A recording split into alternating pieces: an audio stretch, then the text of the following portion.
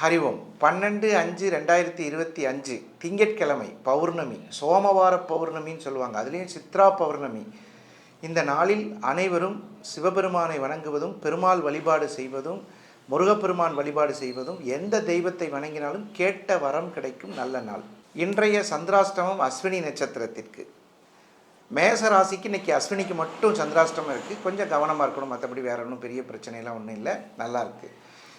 ரிஷபராசி என்பவர்களுக்கு கூட்டங்களில் சேர்ந்து பங்கு கொள்ளாமல் இருப்பது நல்லது. அதாவது கூட்டத்தில் கொஞ்சம் பார்த்து இருந்துக்கணும். மிதுனராசி என்பவர்களுக்கு பொருள்களை பத்திரமாக பார்த்து கொள்ளக்கூடிய நாள். இன்றைக்கி எதையாவது மறந்து ஏமாந்து போகக்கூடிய நாள் வரும். கடகராசி என்பவர்களுக்கு தண்ணீரில் வண்டி பயணம் செய்யும் போது கொஞ்சம் கவனமாக இருக்கணும்.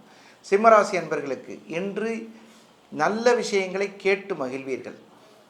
கன்னிராசி என்பர்களுக்கு இன்றைக்கி சொத்து, வீடு, வண்டி, வாகனம் வாங்குறதுக்கான வாய்ப்பு ஏற்படும். துளாராசி என்பர்களுக்கு வெள்ளி சாமான்கள் ஏதாவது வாங்கும் ஒரு யோகம் வரும். விருச்சிகராசி என்பர்களுக்கு உடம்புக்கு தேவையான தண்ணீர் அதிகமாக தேவைப்படும். அதனால் தண்ணி அதிகமாக குடித்து உடம்பை கரெக்டாக பார்த்துக்கணும். தனுசு ராசி என்பர்களுக்கு உடலின் ஆரோக்கியத்தில் மிகவும் அக்கறை தேவை. மகர ராசி என்பர்களுக்கு உங்களுடைய எழுத்துக்கள், நடிப்பு, பழக்க வழக்கங்கள், புதிய பட வாய்ப்புகள் கிடைக்க வாய்ப்பு ஏற்பட்டிருக்கிறது. கும்பராசி என்பர்களுக்கு வியாபாரம் நன்றாக நடக்கும். மீனராசி என்பர்களுக்கு புதிய தொழில் வாய்ப்பை தேடி நகர்ந்து செல்லக்கூடிய ஒரு அருமையான காலகட்டம். மீண்டும் சந்திப்போம் நாளை. வணக்கம்.